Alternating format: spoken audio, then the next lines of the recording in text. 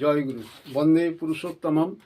পরম প্রেমময় শ্রী শ্রী ঠাকুরের রাতুল চরণে কোটি কোটি প্রণাম এবং শ্রদ্ধেয় দর্শক মণ্ডলী, আমার ইউটিউব চ্যানেলে সকলকে স্বাগত। কৃষ্টিবার্তা ইউটিউব চ্যানেলে এবং সকলে দূরাগত গ্রামবাসী, নগরবাসী, বিশ্ববাসী এবং নিকটস্থ সকলকে আমার ইষ্টানুগ শ্রদ্ধা ভক্তি ভালোবাসা জানিয়ে আজকে আমাদের যেসব তথাকথিতভাবে আমাদের যে বোধ আছে সেই বোধের উপরে শ্রী শ্রী ঠাকুর অনুকূলচন্দ্র যে আমার দিকে সেই বোধ যাতে আমাদের খুলে এবং আমরা যাতে সমস্তটাকে বুঝতে পারি প্রকৃত মর্মার্থ, সেইটুকু একটু নির্যাস তুলে ধরছি মাত্র।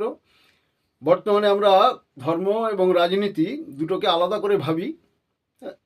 বর্তমানে রাজনীতি ও ধর্মটাকে আলাদা করে ভাবি। ধর্মের সঙ্গে এর সম্পর্ক কী, এবং এই রাজনীতির সঙ্গে ধর্মের কোনো সম্পর্ক নেই। কিন্তু শ্রী শ্রী ঠাকুরের চশমা যদি আমরা আজকে পড়ি, শ্রী শ্রী ঠাকুরের দৃষ্টিতে যদি আমরা দেখি, বর্তমান যুগ পুরুষোত্তম ঠাকুরের দৃষ্টিতে এবং পূর্বতন ঋষি অবতার মহাঋষি যারা এই রাষ্ট্রনায়ক ছিলেন প্রকৃত, তাদের যদি দৃষ্টিভঙ্গিটা আমরা একটু গ্রহণ করি, তাহলে আমরা বুঝতে পারবো যে বর্তমানে আমরা যেটাকে রাজনীতি বলছি তার থেকে আমরা কতটা দূরে সরে আছি। তাই শ্রী শ্রী ঠাকুর তাঁর বিভিন্ন বাণীগ্রন্থে, আলোচনায়, চলার সাথীতে এবং দ্য মেসেজ বলে ঠাকুরের যে ইংরেজি বাণীগ্রন্থ আছে, সেই মেসেজে তিনি তার এই রাজনীতি, এই রাষ্ট্রচিন্তা এবং এই পলিটিক্স নিয়ে অনেক কথা বলেছেন। তার সামান্য অংশ আমি মাত্র তুলে ধরছি। শ্রী শ্রী ঠাকুর রাজনীতির সংজ্ঞা তাৎপর্য সম্পর্কে আলোচনাতে বলেছেন, এটা 14 খণ্ডের 162 পাতায় আছে।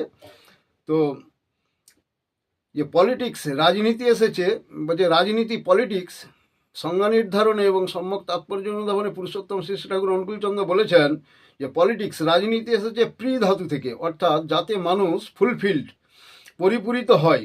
সত্তার পূরণ বাদ দিয়ে পলিটিক্স বা রাজনীতি ভূতের নাচন। প্রথম ও প্রধান জিনিস হলো আইডিয়াল, আদর্শ, গুরু, বৈচিত্র্য, একায়িত, যেখানে প্রজ্ঞায়, করায়, চালে চলনে ও ভাবের থেকেই ইউনিভার্সিটি, বিশ্ববিদ্যালয় কোথায় এসেছে। অবশ্য আজকালকার ইউনিভার্সিটিতে তা কমই আছে। ওই জীবন্ত আদর্শে যোগযুক্ত হতে হবে, এমন হওয়া চাই যে তার পূরণ পোষণ বাদ দিয়ে কিছু করতে প্রাণ চাইবে না, ভালো লাগবে না। তোমার সব কথা বলা ভাবা যখন তার প্রতি ভালোবাসা থেকে উৎসারিত হবে, তখনই সেগুলির এবং মিনিংফুল অ্যাডজাস্টমেন্ট এবং ইন্টারগ্রেশন অ্যান্ড ক্রিস্টালাইজেশন, সার্থক বিন্যাস, সংহতি ও স্ফটিক সংগঠন হবে। প্রত্যেকে বুলেটের মতো শক্তিধর হবে এবং চিনি ফেকো আর বিরাট এক মিজরির চাকা ছোঁড়ো, দুয়ের শক্তির কত তফাৎ। রাজনীতিকে যদি শক্তিমান ও সার্থক করে তুলতে চাও, ব্যষ্টি ও সমষ্টিকে এবং আদর্শকেন্দ্রিক করে তুলতে হবে। মহাশক্তির জাগরণ হবে তাতে। আলোচনা প্রসঙ্গের এবং 14 খণ্ডের 162 পাতায়।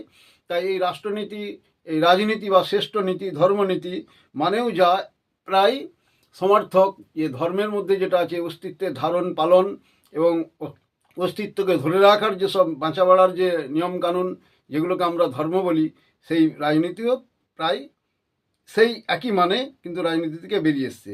তাই ঠাকুর চলার সাথীতে একটি বাণী দিয়েছেন, সেই নীতিই রাজনীতি, যা নাকি মানুষকে ব্যষ্টিভাবে এবং সমষ্টিভাবে স্বাস্থ্যে, শিক্ষায় ও চরিত্রে নিয়ন্ত্রিত করিয়া জীবন ও বৃদ্ধিকে ক্রমোন্নতির দিকে লইয়া যায়। আর যেখানেই ইহা জীর্ণ, জটিল ও মসিলিপ্ত, সেখানেই ব্যভিচার ও বিদ্রোহ অবশ্যম্ভাবী। চলার সাথী, পৃষ্ঠা নম্বর 155। এবং আরও একটি বাণী, এটা বিধান বিনায়ক থেকে দিয়েছেন ঠাকুর, যে রাজনীতি বা রাষ্ট্রনীতি যদি ধর্মের আপূরণী না হয় এবং আপোষহীন না হয় এবং অস্থিবৃদ্ধির ধৃতি না হয়, তা কিন্তু ছিন্ন বিক্ষোভ সৃষ্টি করে, রাষ্ট্র ও রাষ্ট্রিককে বিনাশের দিকেই পরিচালিত করে থাকে। এটা বিধান বিনায়ক, পৃষ্ঠা নম্বর 21।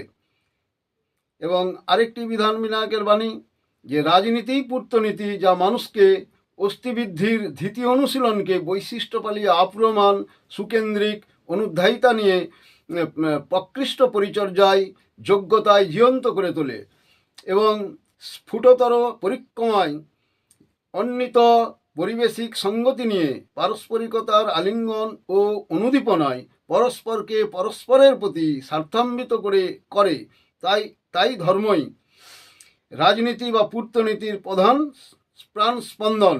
বিধান বিনায়ক, পৃষ্ঠা নম্বর 24-25। তাহলে আমরা বুঝতে পারলাম যে রাজনীতি মানেও প্রায় যা, ধর্ম ধর্ম মানেও তাই।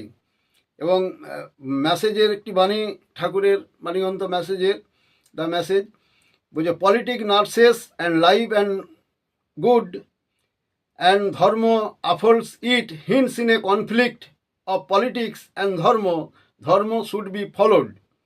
তাহলে পলিটিক্স নার্সেস, এই রাজনীতি বা পূর্তনীতি আমাদের জীবন এবং ভালোকেই লালন করে, এবং ধর্ম unfolds it hints in a conflict, এবং ধর্ম এটাকে ধারণ করে, hints in a conflict of politics and ধর্ম এবং পলিটিক্সের মধ্যে যখন বিরোধ উপস্থিত হয় তখন ধর্ম শুড বি ফলোড, ধর্মকেই অনুসরণ করা উচিত। এই বাণীটার মর্মার্থ। তাহলে এই ধর্ম বাদ দিয়ে ধর্মঘট যেমন হয়নি, এই ধর্মকে প্রকৃত বাদ দিয়েও কিন্তু প্রকৃত রাজনীতি হয়নি। ঠাকুর ওখানে ওই আলোচনাতে বলে গেছেন যে এটা ভূতের নাচন ছাড়া কিছুই নয়, এই তথাকথিত রাজনীতি। কেননা এতে কাউকে খাটো করে নিজে দলকে বড় করার যে প্রচেষ্টা, কাউকে খাটো করে তার কাছ থেকে যে আচরণীয় শিক্ষণীয় আছে সেগুলো নিজেরা আয়ত্ত না করে তাকে আমরা ছোট করে কিভাবে আমার দলকে বড় করে তুলব, এইটাই কিন্তু কাজে নয়, যে কোনো প্রকারে তাকে দাবিয়ে রাখাই হচ্ছে। এবং কাদা ছুঁড়াছুঁড়ি এটা বর্তমানে চলছে, এটা কিন্তু তথাকথিত রাজনীতি। নাহলে অনেক হোমড়া চোমড়ারা বলে রাজনীতির সঙ্গে ধর্মের কোনো সম্পর্ক নেই, রাজনীতিকে ধর্মে ঢুকাচ্ছ কেন? এই ধর্ম বাদ দিয়ে কোনো রাজনীতি হয় না। এই ধর্ম নীতির মধ্যেই আছে সত্তা। এই মানে এক্সিস্টেন্সিজম, ঠাকুরের যে যত ইজিমই, যত বাদ আমাদের, সাম্যবাদ, ভাববাদ, অনেক কিছু যে বাদ আমাদের সব এসছে, হ্যাঁ, সব বাদের বাদই হই না কেন, আমাদের এই সত্তাবাদকে বাদ দিয়ে কিছুই হয়নি। তাই এক্সিস্টেন্সিজম বেস্ট ইজিম, ঠাকুর বলছেন। তাই আমাদের ধর্মের স্বরূপটাকে ঠিক বুঝতে হবে, এবং এইটাই এর মধ্যেই আছে রাজনীতি মানুষকে প্রেরিত পূরিত করে, জনগণ যেখানে প্রেরিত পূরিত হয়, আর ধর্মও তা সেগুলোকে ধরে রাখে, ধারণ করে চলা। অতএব দুটোই অবিচ্ছেদ্যভাবে অঙ্গাঙ্গিক একবারে। তো তাই এই ধর্ম প্রকৃত আমরা রাজনীতি করা অভ্যাস করতে হবে। কেননা যেসব লিডাররা বা আমাদের রাষ্ট্রনেতারা যারা সাকসেসফুল হয়েছেন এবং যারা সামঞ্জস্য করে দেশের নানা রকম অঘটনকে এড়িয়ে চলেছেন, এমন ইতিহাস আর্য কৃষ্টিতে ছিল। তো সেইগুলোই তারাই হচ্ছে প্রকৃতপক্ষে প্রকৃত রাজনীতিকার।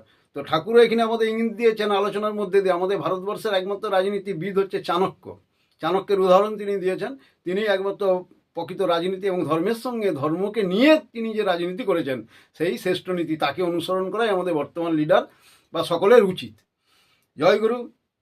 আজকে আর বিশেষ আমি আলোচনা করছি না, এই সামান্য একটু ঠাকুরের নির্যাস এই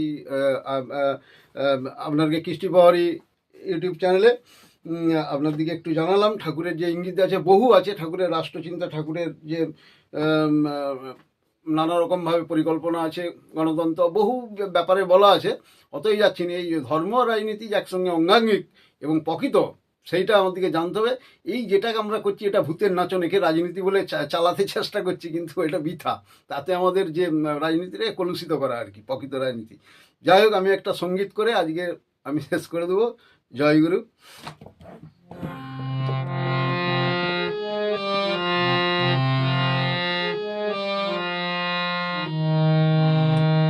যারা অন্ধকারে পড়ে আছো, যারা ফাঁকাই আওয়াজ তুলে নাচো, এসো পরিচয় করো তার সাথে, পুরুষোত্তম যার নাম।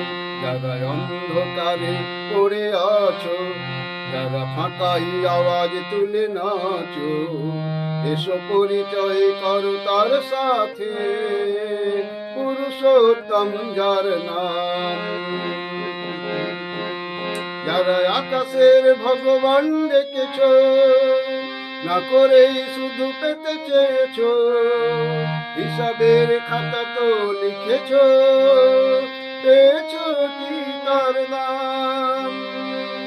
যারা আকাশের ভগবান ডেকেছ, না করে শুধু পেতে চেয়েছো, হিসাবের খাতা তো লিখেছো, পেয়েছো কি তার দাম? ধর্ম দেব তাকে ভুলে আর, ধর্ম দেব তাকে ভুলে আর, ধর্মের প্রহসন চলছে, রাজনীতি স্লোগান তুলে আজ এক মুঠো ভাত কই জুটেছে। ধর্ম দেব তাকে ভুলে আজ, ধর্মের প্রহসন চলছে, রাজনীতি স্লোগান তুলে আজ এক মুঠো ভাত কই জুটেছে। যুগে যুগে মানুষের ভগবান, মানুষের লাগি রহমান, যুগে যুগে মানুষের ভগবান, মানুষের লাগি রহমান, সাথে লয়ে প্রেম ভালোবাসা, সংসারে করে আসা যাওয়া। শোনো ইষ্ট দেবতা যিনি বন্ধু করো, শোনো ইষ্ট দেবতা যিনি বন্ধু করো, পুরুষোত্তম যার নাম, পুরুষোত্তম যার নাম।